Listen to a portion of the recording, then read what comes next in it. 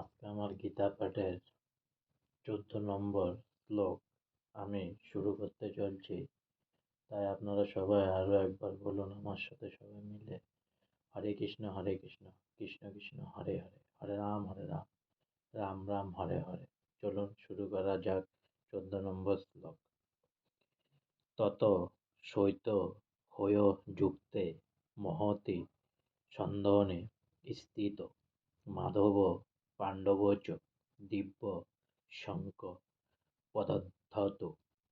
তত মানে তখন, সৈত মানে সইতে, হইয় মানে অশ্বগণ, যুক্তে মানে যুক্ত হয়ে, মহতি মানে মহান, সন্ধনে মানে রথ, স্থিত মানে অবস্থিত হয়ে, মাধব মানে শ্রীকৃষ্ণ লক্ষ্মীর পতি, পাণ্ডব মানে অর্জুন পাণ্ডব পুত্র, চ মানে ও, এব মানে অবশ্যই, দিব মানে অপ্রাকৃত, শঙ্খ মানে শঙ্খগুলি, পদ্মতু মানে বাজালেন।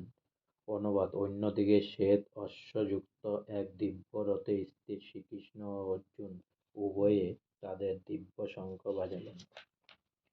তাৎপর্য: ভীষ্মদেবের শঙ্খের সঙ্গে বৈসাদৃশ্য দেখিয়ে শ্রীকৃষ্ণ ও অর্জুনের শঙ্খকে দিব্য বলে অভিহিত করা হয়েছে। এই দিব্য শঙ্খধ্বনি ঘোষণা করল যে কুরুপক্ষের যুদ্ধ জয়ের কোনো আশাই নেই, কারণ ভগবান শ্রীকৃষ্ণ পাণ্ডব পক্ষে যোগদান করেছেন।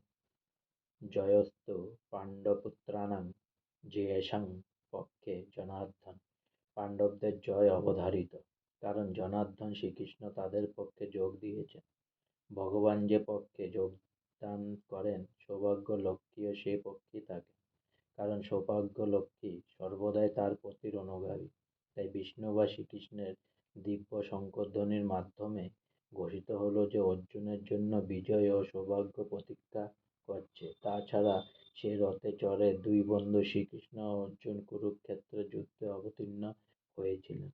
তাই অগ্নিদেবও অর্জুনকে দান করেছিলেন এবং সে দিব্য রথ ছিল সমগ্র ত্রিভুবনে সর্বত্রই অপরাজয়। এখানে আমার 14 নম্বর শ্লোক গীতার শেষ হলো। তাই আরও একবার বলুন, হরে কৃষ্ণ কৃষ্ণ কৃষ্ণ হরে হরে, হরে রাম রাম রাম হরে হরে। অনেক সাবস্ক্রাইব করুন, অনেক লাইক করুন আমার ভিডিওটা প্লিজ।